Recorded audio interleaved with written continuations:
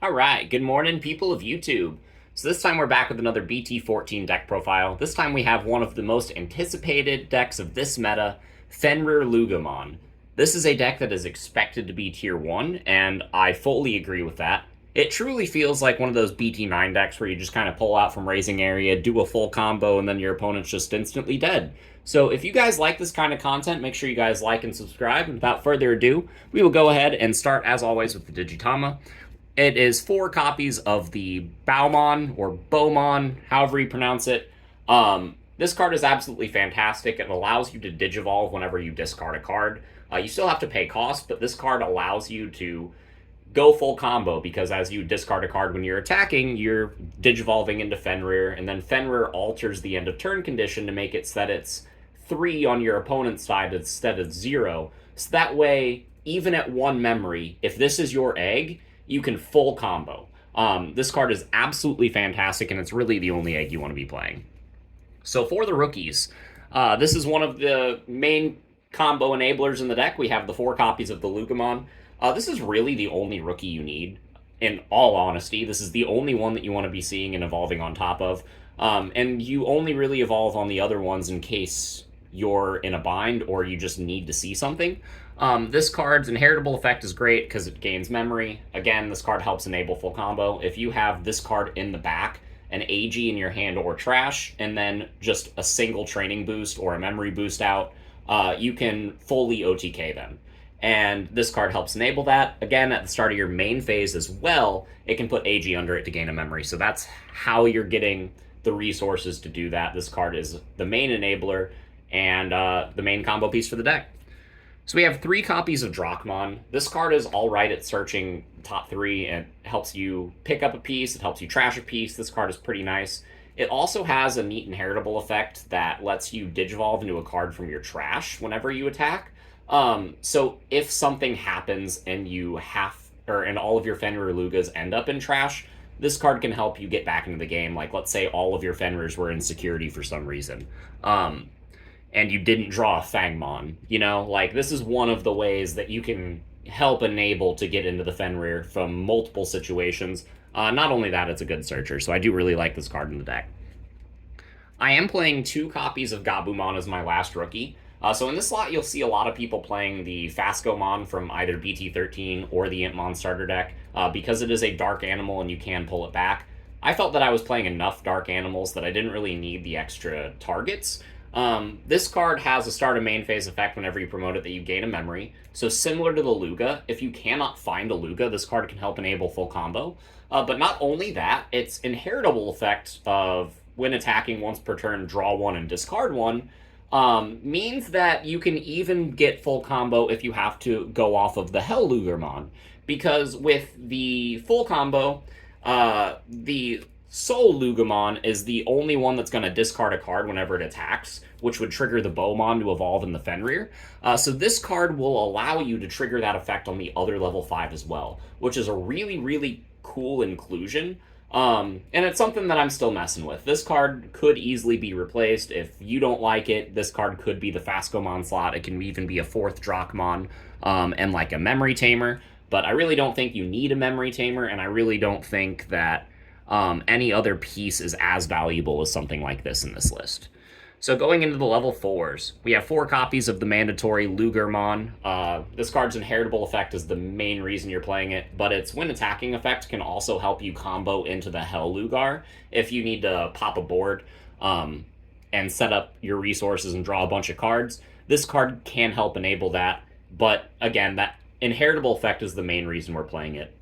We are playing 4 copies of Fangmon. I see some lists playing 3. I really like 4 of this card for a couple reasons. One, it helps us pitch the Black Gatomon, and it also just helps us get back pieces that we need.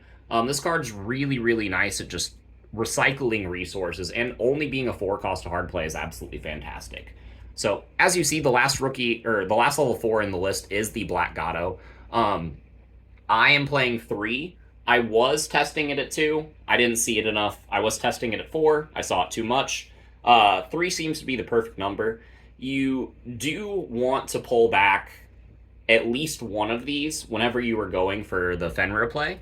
And if your opponent has a Floodgate, like that's preventing you from gaining memory or like doing something early game, that would be the only reason that you would ever need two. But this card is highly recurable, and it's one of those things that's just absolutely fantastic at closing out games. Also, these all being level 4s that you're able to play off of the Fenrir makes the Chimeramon play really, really live if you do decide to include Chimeramon in the list. So that is it for the level 4s. I feel like that's all you need. For the level 5s, we are playing 4 copies of the Soul Lugar. This card enables your main OTK. Its inheritable effect lets you get an unsuspend, which can, with the alliance from AG, let your Fenrir swing for 4 checks, which is absolutely fantastic. When it digivolves, it plays something back. That's also fantastic. And when it attacks, you trash a card and then gain a memory, which is again really fantastic because that gives you the resources that you need to go into the Fenrir off of the Bowmon's inheritable effect. Like these two cards combo very, very nicely. And yeah, again, you just gain so much memory in this deck. So I really, really like this card, and it is absolutely fantastic at just smacking your opponent's face in. I am playing 4 copies of Lugar. I see a lot of people cutting this card down to 3. I'm playing 4 of it for a couple reasons. One of the main reasons is if your opponent establishes a big level 6 in the early game, this is your primary way to deal with it. Not only that, but this card combos really well with the analog youths, and its own effect will pull back the Looga. So if its own effect pulls back the Looga on when it pops itself, you get rid of a bunch of cards, but you're also going to draw a bunch of cards off its own effect. So you're cycling a bunch, you're setting up your trash, you're setting up your hand, you're hatching that egg if you suspend the analog youth, and then you can evolve into Lugar, and then you're set up, or into Looga in the back, and then you're set up for your next turn. This card is absolutely fantastic at getting you where you need to be and making sure that your opponent doesn't beat you before you get to where you need to be. So I am including a last level 5. I'm playing the single copy of Chimera. This card is good utility for the deck. It can help pop floodgates if you need it to. It can help in a lot of ways, like if your Fenrir dies to a security bomb, you can take some of the level 4s that you played off of its effect, merge them into a Chimera, use its effect, put any inheritable that you want under it, and then go into another Fenrir, and that's really nice. Not only that, but it's a final attack if you can't secure enough Black Gatomon with Rush.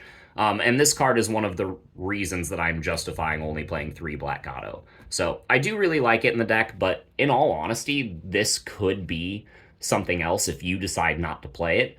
This is definitely a flexible slot.